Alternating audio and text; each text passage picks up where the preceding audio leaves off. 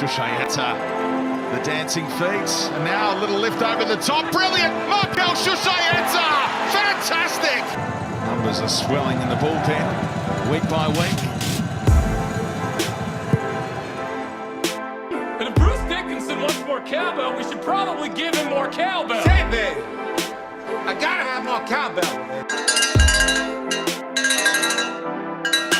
Welcome, ladies and gentlemen, to the latest episode of Bull Banter, the podcast where two brothers from the Southwest talk about the Macarthur Bulls, A-League, and all things football. You're joined by myself, Blake Sims, my brother Daniel, and Bull Banter's very own away day correspondent, Alex Antolak. How are you, Alex? Good, thanks, mate. Yourself? Yeah, doing well. I'm super keen for the game on the weekend. We're coming up against Central Coast on Monday, and I'm looking forward to another victory, hopefully following up our form from Sydney FC. Yeah, we were at the game on the weekend. Just quickly, how'd you find the scenes there? Yeah, it was a good game to go to, you know. The bullpen was very loud, out in numbers, growing every week. And it was good to give it to the former champs, Sydney. Yeah, you know, we all hate May Day win, eh? Yeah, we all hate them. Yeah, and watching the coverage from home as well, like you could definitely hear the bullpen and a fair bit of screen time as well for an away game. So it's good to see it's going week by week. Yeah, it's better when the cameras are actually facing the active support, eh? You get more screen time that way. Other than at home, we're always getting it from like the 9 o'clock angle.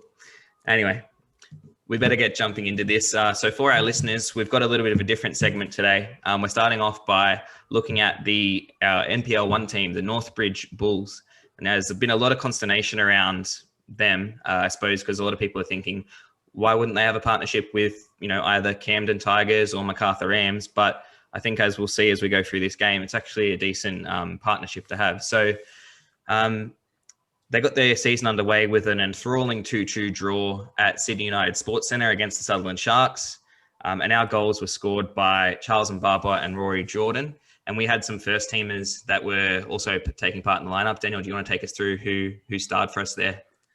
Yeah, Moody Njar, obviously Charles Mbaba, Liam Rose, Walter Scott, and Yanni Nicolau dropped down to NPL 1 to get some minutes and some freshness in the legs going forward in the season here. And despite the consternation over the deal between the club not being in our active area, it's obviously going to be a good thing going forward. I think being able to get play time into the deep squad that we have.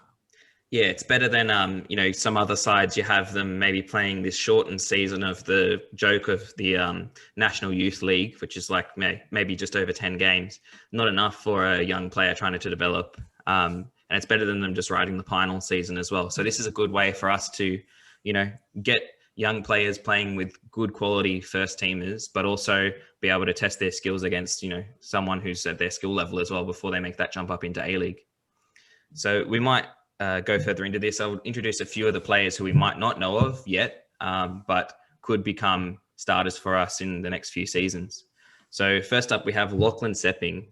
Now, Lachlan has played regularly for the Marconi Stallions in the first team for the last 2 seasons, and he's actually the captain, and he led the team from midfield, but he's only very young, 18 years old, and he's already the captain. Mile Stajovski is the coach of the Northbridge Bulls as well, and he's leading that team with a youthful kind of a lineup full of youth. Obviously, we want to make sure that we're putting out the youngsters and getting them blooded before they come into an A-League setup. We've also got friend of the show, Mount Annan's very own Brodie Clarkson. The 20-year-old previously played for the Macarthur Rams, Western Sydney Wanderers Academy, and Sutherland Sharks, and he got his first NPL 1 start in the heart of midfield at the weekend. Yeah, I saw Brodie's story today. I think he might have got injured, actually. Really? That's unfortunate for him. He posted something there, but hopefully it's not too long for him. Yeah, but he will be a good quality player for us, hopefully. Some of you as well, our listeners, might remember if you went to the trial between the Bulls and there was 2 halves. One was against the Rams and one was against, I think, Bankstown. In the second half, we had Thep, who was at the centre back for us, and he just looked a little bit out of place. Maybe he was a bit nervous because it was a trial and he was maybe looking for an A-League contract at the time. But he was giving the ball away a fair bit to the Rams players in the second half, so much so that Adam Federici was screaming to him, just pass it to someone wearing white. So he had a tough game if you looked at the highlights. But, he's someone who will hopefully be good for us. He's certainly, a massive asset with his height and his speed as well. But yeah, he's got to steady himself, I think, in the coming games. We've also got South Sudanese 20-year-old Bull who came on and caused a lot of trouble for the opposition's defence. He signed from Wollongong Wolves last season, scoring 4 goals in his 7 appearances in NPL 1 last season. And most of those were from coming off the bench. He looks like a real talent. I personally think he's the one who's going to be the next real striker we have after Derbyshire. I love Moody Najjar, but I just don't think he's going to dethrone Derbyshire. But this Bull guy, he looks like an absolute weapon. Isn't Najjar on loan anyway? Sorry? Najjar's on loan anyway, so... Well, yeah, but you would imagine, right, like maybe the MacArthur Bulls are taking a look at Najjar to see, do we want to make him on a permanent deal or not? Or maybe it's a stopgap to let Bull get a little bit more game time and then pull him up when he's ready. But yeah, that's it. Do you know if he started up front in the Northbridge Bulls game, or was he out wide again? So Bull started on the bench, and up front, I believe we had Rory Jordan, who actually scored. He's the next player I'm previewing. He actually scored an overhead kick in the 94th minute. So I think we switched it up a little bit, and we went for 2 up top instead of just the 1. We took off one of our wingers, and Rory Jordan was up there. He actually got on the end of it was the weirdest play. Like, it was a cross that got whipped in, header sort of went up in the air. Bull did a bicycle kick, and then it hit Rory Jordan in the chest, and then he also bicycle kicked it in to score the goal. So absolute scenes there. But Rory Jordan's got a lot of hype around him, actually. So even though we conceded 1 minute after his overhead kick, he's actually been around a fair bit. So only 20 years old, but he was in the Western Sydney Wanderers Youth Academy for a couple of years, and he had his breakout year in last year's NPL competition, which saw him attract some interest from English League 2 side Salford City. So, he's someone with a definite future, and it's good to have him on our books for sure. So now I think it's good that we know a little bit more about some of our up-and-coming youngsters in the NPL setup. There's actually something interesting. Daniel, do you want to take us through some of the fixtures that Northbridge are going through in the coming weeks? Yeah, so this Sunday, Northbridge visit Blacktown City before facing Sydney FC's youth team on the 14th of March. And following that game up with the 20th March at Campbelltown Stadium against Marconi, which will be before the MacArthur Bulls game. And Alex, do you see the bullpen sort of getting there early and sort of trying to rile up a bit of a crowd for the Northbridge Bulls? Oh, yeah, for sure. We'll be there since kickoff for the Northbridge game. I don't know how many of us, but we're going to try all get there because, they're part of the MacArthur family now. So you got to support them no matter what. Yeah, it's good that we could get them in NPL 1. I think that's why they bypassed Rams or Tigers. Yeah. Going for them because, we can go straight in NPL 1 and that's what we need. Yeah, we need that level of competition. And, you look at Rams and Tigers, they're not really an option. I mean, Rams are in NPL 3, Tigers are NPL 4. It's not the kind of competition you want to be putting your youngsters through. I mean, if you can, you want to have them up against the very best while still in a league where they can make a bit of a mistake and not be slagged off for it. For sure. And, if MacArthur wanted to do their own, they had to start from NPL 4, which would take years to build up to get to NPL 1. Yeah, so it's not a ideal situation, obviously, being so far removed geographically from Northbridge. But in saying that, it gives a bit of a nursery for our youngsters to go through and play their trade and get better at their craft, build the confidence before they're out in front of a massive crowd in Campbelltown Stadium. Having said that, though, a lot of the games are going to be played in Campbelltown before our A-League fixtures. So it's a good way, I guess, to help the crowd have an understanding of who the young blokes are coming through and, maybe getting a glimpse of a future star for us. Yeah. We have as well just a little tidbit before we move into the Sydney FC review.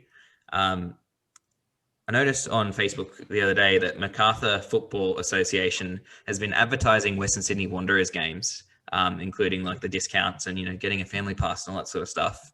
And I just wanted to, sort of delve into that a little bit. So do you reckon that this speaks to sort of a falling out or like a tense relationship between the Bulls and the MacArthur football hierarchy? I mean, there's probably no way we can possibly know, but, maybe that tells us a little bit about why the Northbridge move happened. What are your thoughts, guys? Yeah, I think it might be looking a little bit too deep on it, maybe. But it is a bit odd. You would think that MacArthur FA would be supporting MacArthur FC, not one of our rivals, Western Sydney. But at the end of the day, it might just be a bit of politics that we can't wrap our heads around. It's out of our element, Well, yeah, you're right. And it could just end up being a simple thing of before we existed, that Western Sydney obviously had some sort of deal with the MacArthur FA, and maybe they're just honouring that deal. And then once it's done, they're moving on. It'd be pretty annoying if they kept that up going forward, because, you'd expect the local football association to be supporting the local professional team. Well, they were supporting it in its bid when we had our bid for the A-League. So yeah, that's what I don't understand. It seems a bit like clashing, Yeah, the only logical reason is there's a contract. Yeah, definitely. And it also sort of makes me wonder, how does this all sort of factor in with the construction of a football academy at the Western Sydney University Campbelltown campus? Because I know that that's underway and it sort of got delayed or derailed during COVID. So how does that all factor in? Are we going to maybe make ourselves our own NPL team, then climb up from NPL 4, as well as having that partnership with Northbridge? Or like how do we see this playing out? It's a bit hard to tell, but what are your thoughts? Yeah. Well, now that the A-League has sort of separated itself from the FFA, like who knows whether in 5 years' time or whatever, the landscape of Australian football is just completely different, where there's no NPL anymore. And then hopefully we can eventually get to a stage where there's promotion and relegation in the A-League itself. So I'd obviously love to see a MacArthur FC youth team and all that as good as and as valuable as the connection to Northbridge Bulls in having our own sort of youth setup. I think it just makes us a bit more of a fully fleshed out club. Alex, you got any thoughts on this at all? Yeah, our own youth setup will be brilliant. Like, that's what every club really needs. And players flowing from the youth up. You got Central Coast, they got a few youth players coming through to their first grade now. And Adelaide, I think, is another good one. And they just improve magnificently. And, there's future for them to go Europe or wherever they want to go. Yeah, and it'll make a big difference, especially now that the league itself, like the clubs have possession of the league. They're been divorced from the FFA, so to speak. So now they can start introducing stuff like, changing of the salary cap, transfer fees, which we hadn't really seen up until this point. That's a major need as well. Yeah, we need it massively, because how else do we compete, in Champions League? We've seen in recent seasons, even our best teams just can't match it, because, we got these massive clubs in China and Japan who are able to pay, over the top exorbitant prices for talent. And, we haven't got the academy set up. We haven't got the transfer fees to really build what should be one of the powerhouses in Asian football, which is, the A-League. Yeah, I'm not going to sleep until the day I see an A-League team sign Paulinho for 40 mil. We need to get on that China money. You're going to be very tired. Yes. All right. Well, that brings us neatly into our dissecting of a very immaculate and professional performance, I guess, against Sydney on Saturday. Alex, you were there to see the Bulls triumph 1-0 over Sydney FC. What were your main takeaways from the match? From the match, so the away day was pretty good. Like, we had an awesome experience, first time being able to stand up and chant for 90 minutes. And we made some noise, so it was good to see it. Good to see us grow every week. It was a bit of a shame our capo got kicked out, for doing a shoey. Pretty un-Australian. Yeah, from I'm the Australian if I've ever seen it. yeah, from the police and security. Their reasoning was shoey promotes alcoholism, and then we said, what if we just skull it straight away? And they said, no, that's fine. So what's the difference, So You got to drink it out of their cups, which they charge an extra 50 cents for. Oh no, they had cans there. They didn't have Okay. cups. So anyway, he was ejected at just before half time. So me and a couple other blokes stepped up a bit to lead the bullpen, and it still worked out fine. So we'll see Aiden back next game. Yeah, hopefully he doesn't get a ban. He shouldn't. Now to the football. Man, it was a good win, 1-0 win, former champs. Susweta with his magic, dribbling through 3 training cones in Derbyshire to finish it up. Thankfully, Federici saved the day, putting Costa Barbarouses off every shot.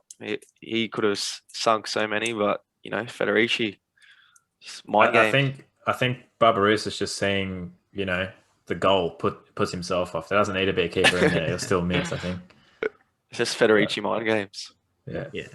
He's an imposing force, and like you said, he just gets in the head of the striker.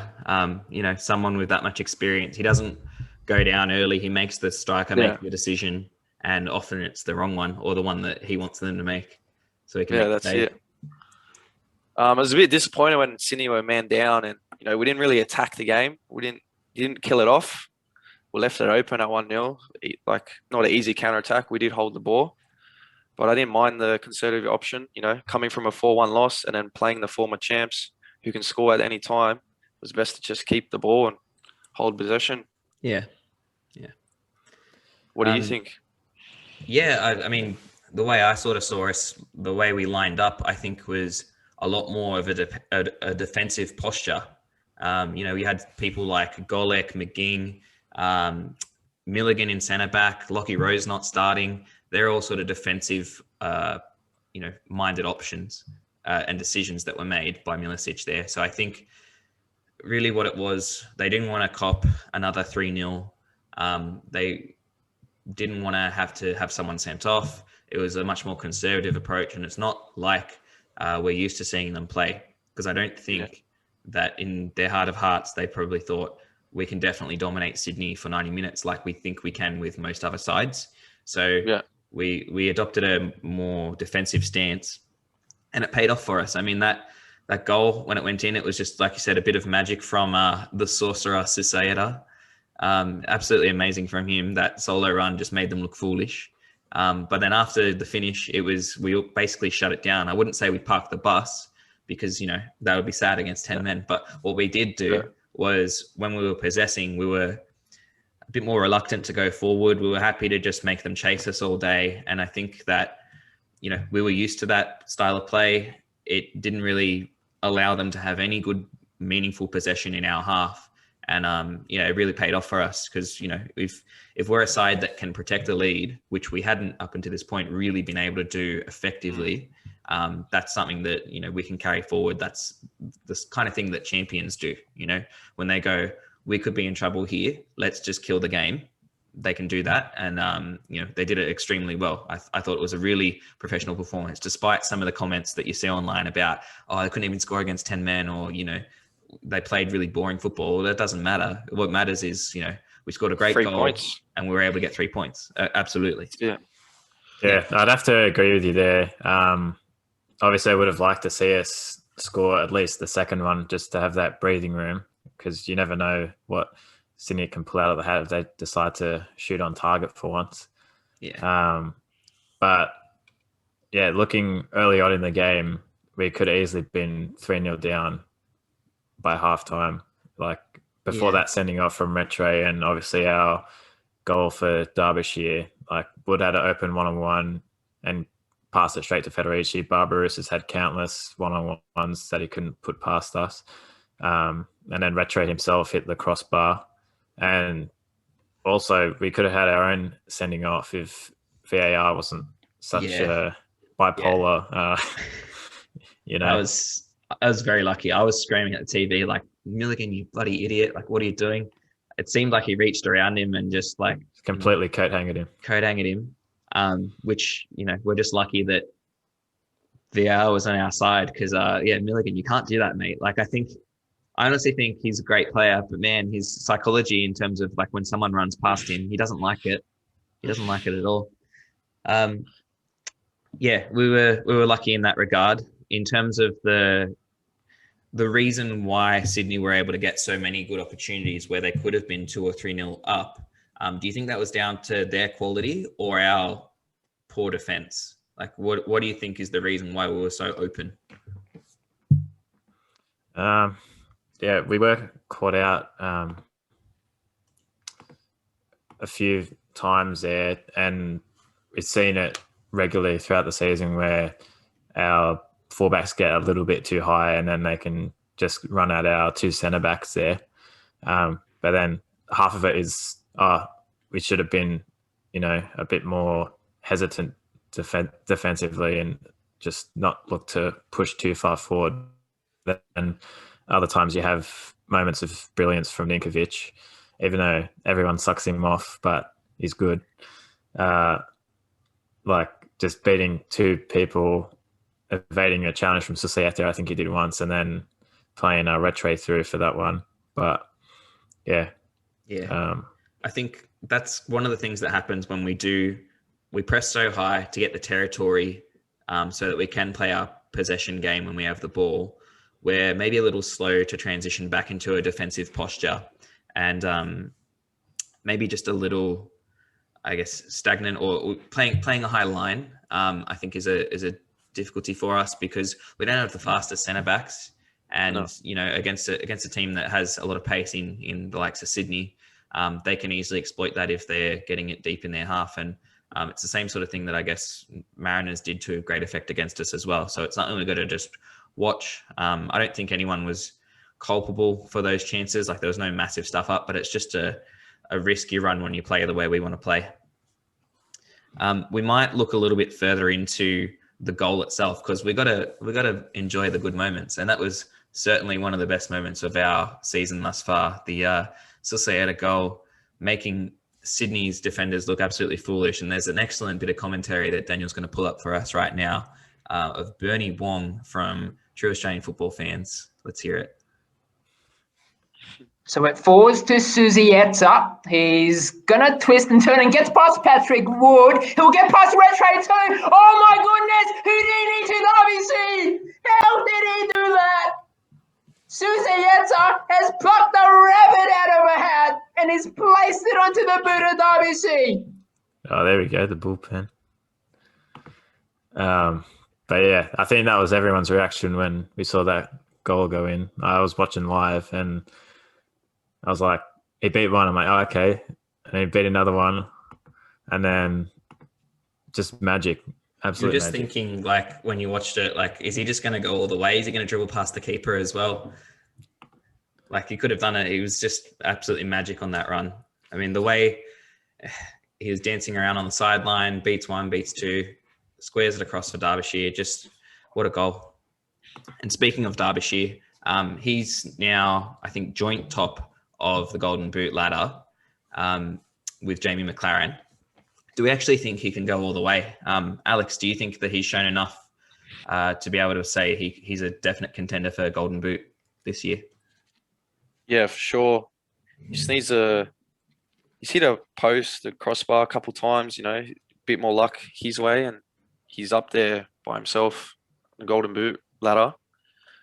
Jamie McLaren played A-League before. He's got the experience, so it's going to be hard to compete against him. City, I think they got 3 games in hand, 2 games.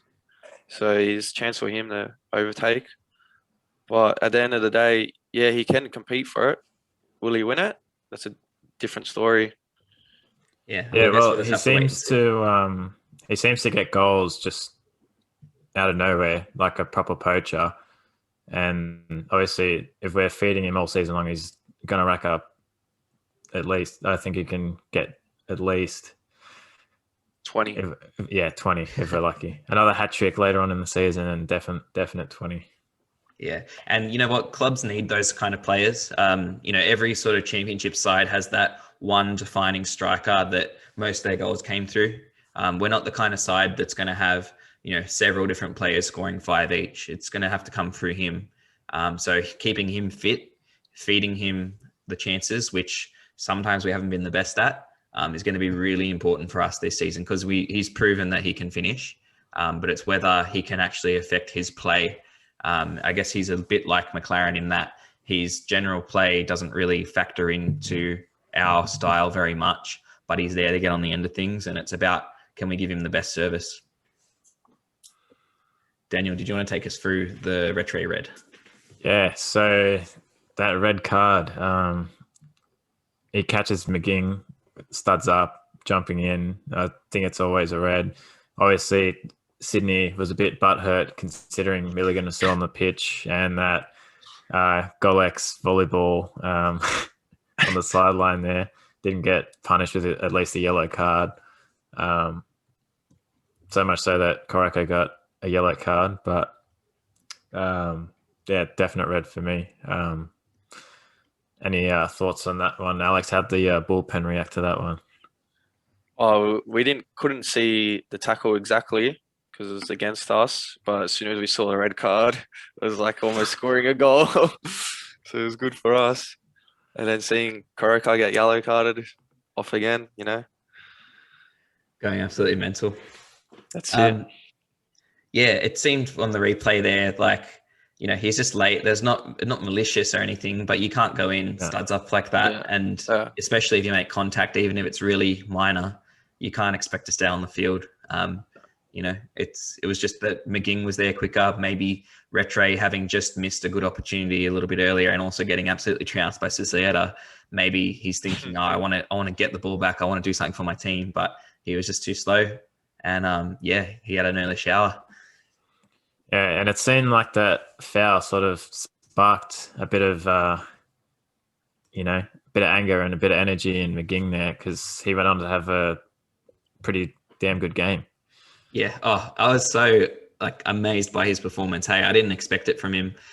He's been in previous stints in the A-League, a bit of a bit part player with Brisbane Roar, and I think, it's his brother who's at Wellington. But yeah, he's just been around the traps. He started out at Mariners, but never really asserted himself as like a definite starter week in, week out.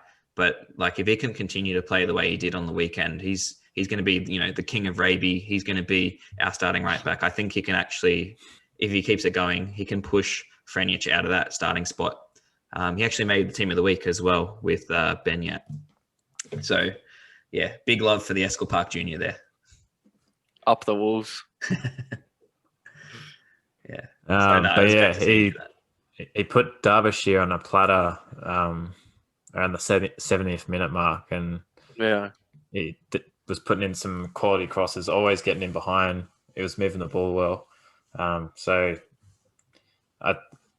Hopefully we can see a bit more of him in the season, and if that sort of competitiveness for the starting right back spot can sort of spark between Frenic and McGing, then we're going to be sorted down that right flank. Yeah, he looks like he's got a fair engine too. Sometimes I think Frenic is, he's great at getting in and into the zone where he can make a cross, but McGing's next level, at least from that game, he was just up and back all day. He was getting to the byline and then tracking back and making sure that nothing was happening defensively. Whereas I think sometimes Frenic is a bit slow to retreat because he's so forced to go up. So yeah, it'll be interesting to see how this sort of duel between them plays out for the starting right back spot. But that's excellent that we've got two, first teamers who can do a job for us when we need them to. I didn't know he was that good at attacking going forward, but man, he's come along a long way from his previous performances at other A-League sides. Now we've got to jump into the second half, and to be honest, the less said about it, the better probably. What did you guys take out of the second? Honestly, not much. And even though we did get the 3 points, it was disappointing that we couldn't put another one past the keeper. We had a couple of chances. Bennett wasted a fairly good opportunity. We had, I think, 4-on-2 or something stupid like that, and then just sort of squandered the chance, and then resulted in Susieta blasting it over from outside the box. But we'll take 3 points anyway. So, Alex, any thoughts? Anything that we could have done differently? Second half, they played conservative, or you can say too scared because of Sydney's quality they got. I wouldn't mind have seen like Holman or Lockie Rose coming on last 20 minutes, run around up front. They got the slow tide defenders at that time of the game, playing with 10 men. So why not give them minutes, give them confidence, maybe bag a goal too. Yeah, I think they came on Very late. very late. Very late, yeah. Like I think Holman was a 93rd minute substitute. Yeah. But yeah, it's something you'd want to see, blood our youngsters, and especially dangerous ones like Rose and Holman. But I don't know if you saw while you were there, Alex, but from the sideline view of the camera, you could see Milicic was on the edge of his box almost the whole second half, just like calling the passes, saying, keep the ball, pass it to him, make that run. I think he was very stressed and he just wanted to get the 3 points. And I think that maybe came through to the team. Yeah, which is fair enough coming from a 4-1 loss last game. So get the confidence back and hopefully get the win against Central Coast. Yeah, and I think we'll find a definite difference in the way we set up to play against them. Central Coast, they're top of the league, but they're not Sydney, So I hope we can go back to the way that we usually play our dominating possession style and, be a bit more adventurous going forward. And hopefully the likes of Holman and Rose can come on late and actually strut their stuff rather than having to play in a sort of restricted way. But yeah, that's the Sydney game in the bag. 3 points away, not much better feelings than you can get there. We're going to go now to a bit of the social media fallout because, we do like a bit of drama here on Bull Banter. And there was a lot of whinging Sydney fans actually calling for Corico to be sacked. And they were also slagging off a wasteful Costa Barbarouses. I think that honestly, being used to winning has made them really entitled. And so, as the MacArthur Bulls, the new boys on the block, the little cousins, we're happy to bring them back to reality. So just a few things that I saw scrolling through after our glorious victory last Saturday. They said it was very sad that they're clowns. People were asking, can you win sometimes? Saying that, the referee had a shocker. Classic excuse. Calling for Corica out, saying they're disgraceful, an absolute joke of a club. Why do we have a ref from under sixes? And saying that Barbarouses has squandered so many chances. And then on our goal, obviously it looked like some of the defenders there were being like, no foul, he's going nowhere. And then he sent him to the Shadow Realms to Sayada. Just a couple of blue cones going through and people questioning, is Retro even a professional footballer? And I think maybe in the 36th minute, he realised that he wasn't and he decided to get off the field. Yeah, a lot of heat was being thrown towards the midfield pairing for Sydney. I think I saw a comment that says like Ninkovic was the only sort of physical presence they had in the midfield there. And like, obviously, maybe Retro should question if he is a professional footballer, but, Well, I think they missed Bratton, and it was interesting. The week before, Luke Bratton had like a head knock, a concussion sort of thing, and due to the concussion protocols, he couldn't actually start the game. And he's usually their, rough and tumble central defensive midfielder who would have broken up the play and been a bit more of a physical presence. So maybe they were really lacking someone like him. But I'm for one glad he wasn't there because maybe we don't win if he was there. Yeah, I reckon if Retro doesn't get that red, then it probably comes on for him at halftime. Yeah, so definitely. I wanted to chuck it out to you guys now. Just a quick question before we move on to our saves of the week. Are Sydney on the decline, or have they already declined, or is it just a form slump? What do you guys think? I think they've declined since Graham Arnold's left. Corica's just got Graham Arnold's team pretty much still now, and pretty much less less attacking tactics he's got. He goes a bit more safe, 1-0 wins, stuff like that, where Arnold will kill off the game. So I think they've declined since that. Corica's come in and Arnold's left. Corica's not the right man, personally, if I was to say. Yeah, because he was only just the assistant. He's never actually coached anywhere else. He's not really. And he might agree with Arnold's style, but he's not actually had to forge his own sort of style out in another team, in another environment, and hasn't like had you said, to he's inherited it all. Change it all. Yeah, exactly. Yeah, and another thing as well, like they're obviously still creating those chances, but they're clearly lacking that sort of number 9 that they can rely on to bag goals. And obviously they've brought Bobo back, who's not yet really match fit. So maybe we saw it with Benyad and Susayeta the first few game weeks. They looked a little out of sorts, but they've come good now. So maybe the same will happen for them with Bobo if he can sort of get back to his best and kick it into gear when he starts getting minutes in his legs. Yeah, absolutely. Personally, I reckon, I have to agree with Alex. Like they've not been the same since Arnold left, and it's been a slow decline because they were such a champion side. But I think we're really starting to see the effect of not having someone with a recognized play style or a vast experience. And I think as time goes on, unless they can get some really good juniors coming in, I don't see Corica being able to attract the best players to the project as they have been able to previously. Even though they are a moneyed club and they're a successful one, I think we'll start to see Sydney not be as dominant anymore, despite still probably being a finals side. Yeah. All right. Our next segment is headline time. So I want to ask you boys, what do you think the headline will be come Tuesday morning? Personally, I think the excellent overlords at Fox Sports are going to be saying on their news site that the Mariners are in misery. The league leaders are going to be trounced at home. I see the Central Coast Mariners going down to our wonderful MacArthur Bulls, heavily supported by an excellent travelling force of the bullpen on a Monday night. It's weird having a top of the table clash on a Monday night, isn't it? Yeah. Hopefully everyone can make it down. Obviously, it's going to be a bit of it's going to be tight with people if they're finishing work around 5 or whatever, and they got to make it all the way up the coast by 7 o'clock kickoff, find parking, walk to the stadium. It's kind of a bit close, but hopefully we can get some good numbers out there. Yeah, definitely. Well, we'll be up there. You'll see maybe a bit of live content from Bull Banter coming through. But boys, what was your headline? What do you think is going to happen on Tuesday morning? What are the headlines? Yeah, so my headline, I've gone for a bit of a pun here. See if you can clock this one.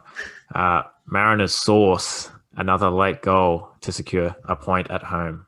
I think it'll end up in a draw. That's dreadful. Sorry, you can't get away with that. That's disgusting. Why not? No. Dreadful. The sauce bottles don't get enough stick. Hopefully the bullpen can give them a bit of what's good. And yeah, it'd be nice. Like, I think we said it last week, we probably need to get a mascot in eventually, just a little bit of atmosphere at the games. But yeah, that's what I've gone with. Alex, what do you got for us? Scrappy MacArthur escapes Gosford with a late penalty. So I think Milligan will score a late penalty.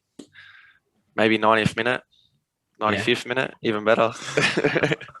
What do you reckon? Kai Rolls take someone down, or Bruin Tonic handballs it? What do you see? How do you think it happens? Keeper takes out Derbyshire, sent off. Very giddy. Yeah. We need to. They're out of subs as well, so they got to chuck a Matt Simon in goal. Yeah. Nah, Nisbet. Oh, don't be slack, man. You'll upset Jason. Yeah, no. I think they're all likely scenarios. Hopefully, one of them comes true. It would be pretty great to see, a 90th minute penalty, Milligan in his 150th game coming in and just doing a backflip in front of the bullpen as we all like huddle around him. That would be mad. And hopefully it's something to reward the traveling supporters of MacArthur FC, because like we detailed, it's going to be a bit of a trek, and probably a few with sore voices on a Tuesday morning back at work. We have some more news as well before we go fully into previewing the Central Coast game. Lachlan Rose re-signed sort of out of the blue during the week. So he's on an additional 2 years, the same sort of deal, I suppose, that was given to Holman. So what do you guys see in this? Do you think he's earned his contract? Yeah, obviously he's been a bit of a sensation in the media, and obviously MacArthur, we love him. But the way he's been playing, I think he's obviously got a long way to go, but he's made it clear that he belongs at this level, in my opinion. So it's good that we can tie him down and hopefully see the youth that we're signing here grow over the next few seasons. Yeah, it's good to see him sign a 2-year contract. It's a good youth player. He just needs to step it up now, show his worth. He signed a 2-year contract. All right, now let's go start scoring goals, start assisting, even make a contribution to the team, which he does a lot. He's pretty fast, so he gives us pace up front when we need it. And in NPL, he played striker, so I guess he's still getting used to winger, playing on the wing. So I'll give him a bit of time, but now he just needs to step it up. Yeah, I think he can definitely be such a dangerous player for us, and I think he's probably earned his contract there just on potential alone. Apparently, when he actually trialled for us in pre-season, he was just looking to get an NPL 1 contract with Northbridge, because they'd obviously known about that before the season started. But he impressed enough. I mean, he scored an absolute, cracking goal against Bankstown there in the first half.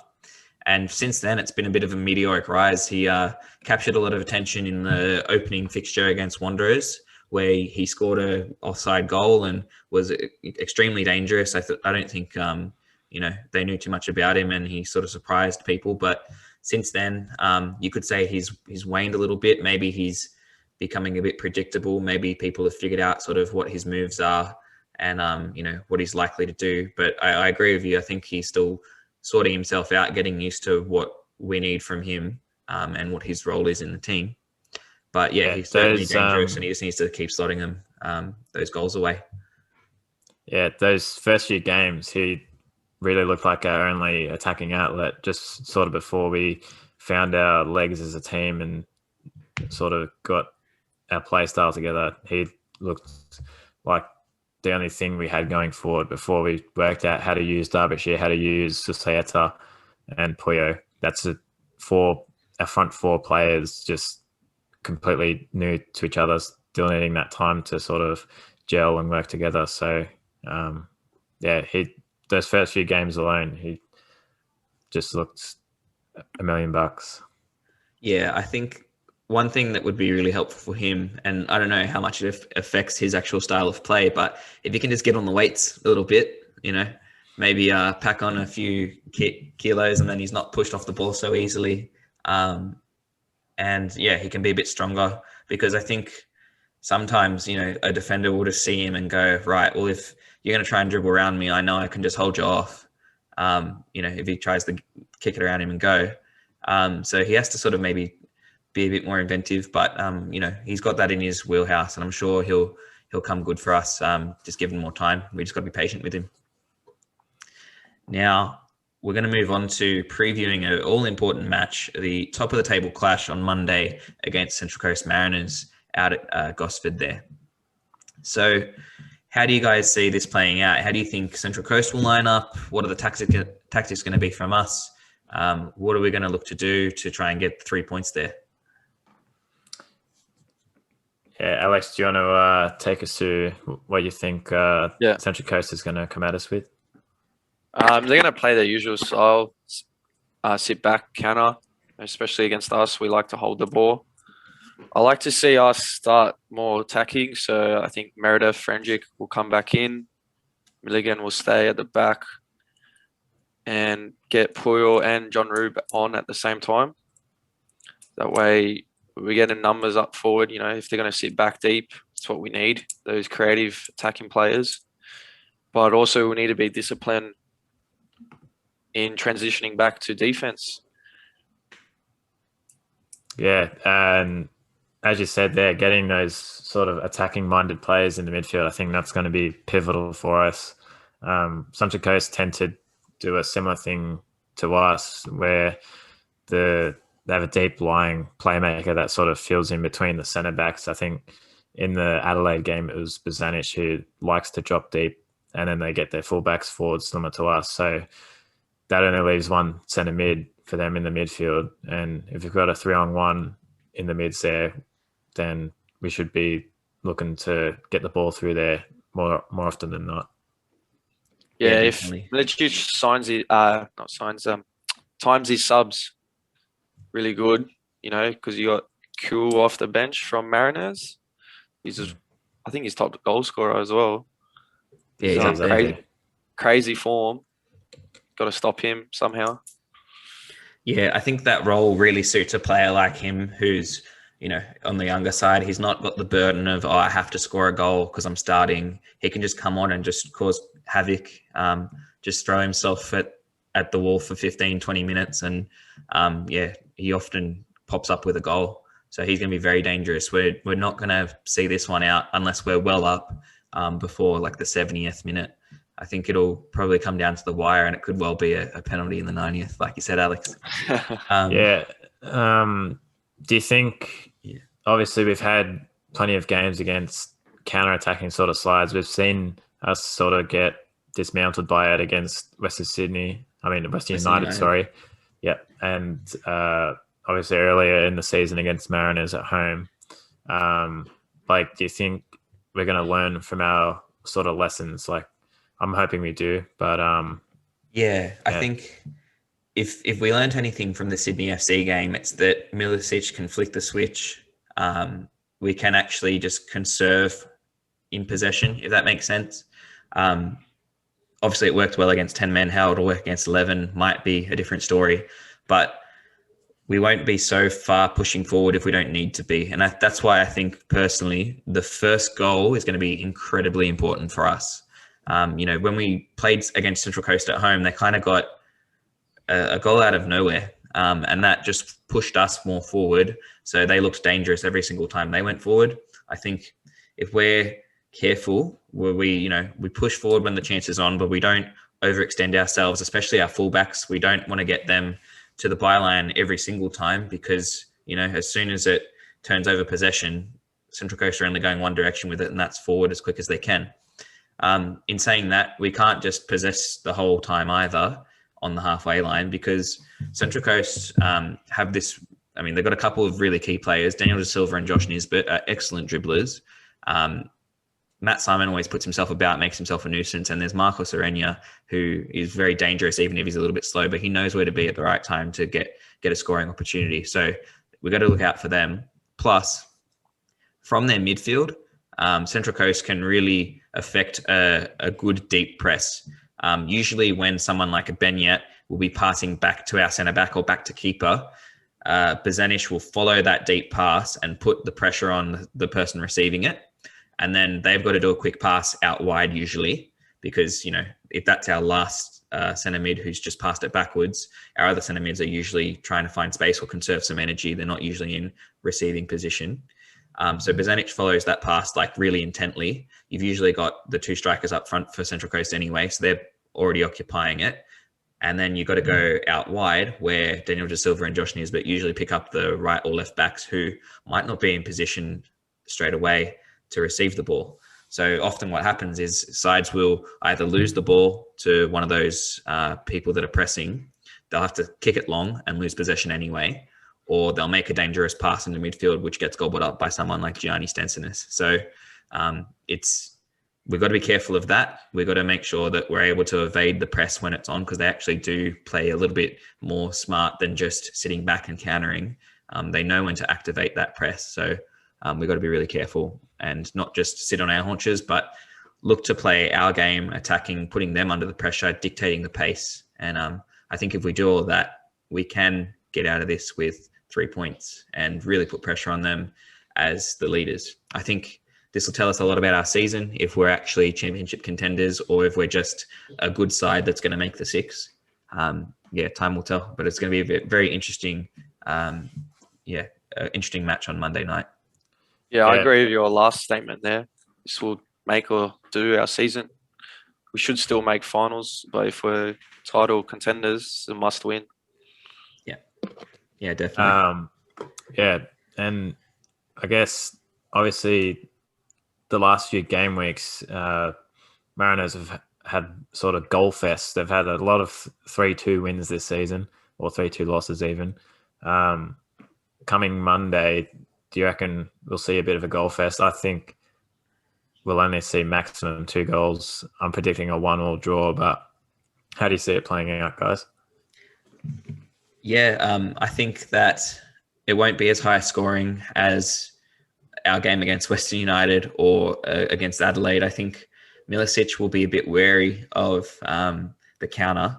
He won't want to get us embarrassed again like we were at home, losing 2-0 to Mariners. But I also think Stajic will he'll play a bit more conservative. I think with a team like the Mariners who've been down the bottom for so long, for them to play as well as they've been playing and to be as successful as they've been so far this season, they're probably expecting a slump at some point. Hopefully we're the ones who can spark that slump, but I think Stajic will just want to be, getting through this game a bit more conservative, a bit more, not wanting to push it and possibly copping a few goals, because we are dangerous. We've proven that we can beat, some of the best sides in the comp. So I think Stajic will probably play a bit more conservative in this one, and it'll be a bit of a mind game between him and Milicic, and whoever I think makes the right subs at the right time, can produce the right tactics, can actually read on the night what's happening, will probably be the big difference for us. So I think my prediction in terms of a score will be 2-1 to the Bulls. It'll be dicey, but I think we'll get it done. Yeah, both managers were going to be playing conservative. Mariners want to keep their form up top, but they've been at the bottom so long, so you never know what can happen with them. And that's why I think be 0-0 most of the game, and then hopefully a late pen to us. Yep. 95th minute. It'll definitely come down to moments. For Sydney last weekend, it was a couple moments for them went the wrong way. The red card, missing a couple chances, a moment went for us. So I think, again, this will be a close one, and it'll come down to, can we put away our chances? Can we maybe get a bit of luck when they have their chances, or can we shut down their chances by affecting our possession style and evading their press and their counterattacks? It'll be an interesting one. And we'll see you up there, Alex, because, we're going up there as well. So thank you so much. We're going to probably leave it there. Do you have any final remarks? Thanks for inviting me on. It's good to get on the show, and let's go Bulls. Yeah, man. All right. Thank you so much to our listeners and our viewers for tuning in again to Bull Banter. We'll have another show for you guys next week in between our hopeful win against Central Coast and our game against Melbourne City, where we're going to be speaking to one of the lads from Talking City podcast. They'll be able to run us through exactly how Melbourne City are going to line up and play. So that'll be an interesting one. So stick around for that next week. But we thank you again. See you at the game, hopefully, on Monday. And go you Bulls. Appreciate it, guys. See ya.